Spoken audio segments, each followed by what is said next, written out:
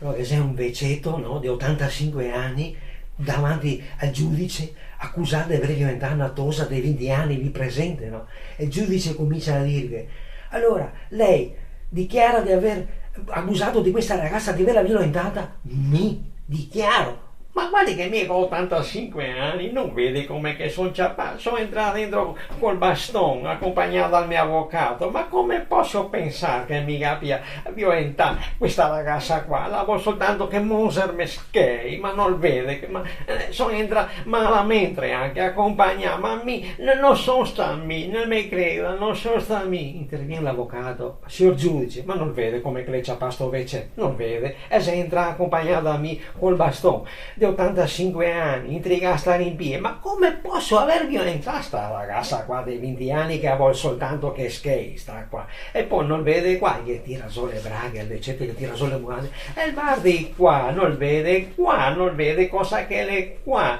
ma il Bardi qua, signor giudice, ma come posso aver violentato? Invece avvocato, ma tasi, va di qua, dottor, non vede cosa che sei qua, ma come posso aver violentato sta cosa qua? Avvocato, tasi, va di qua, ma mi creda a me, signor giudice, ma non vede come che lei c'ha basta qua? Avvocato, guarda che se ne avanti così perdendo la causa.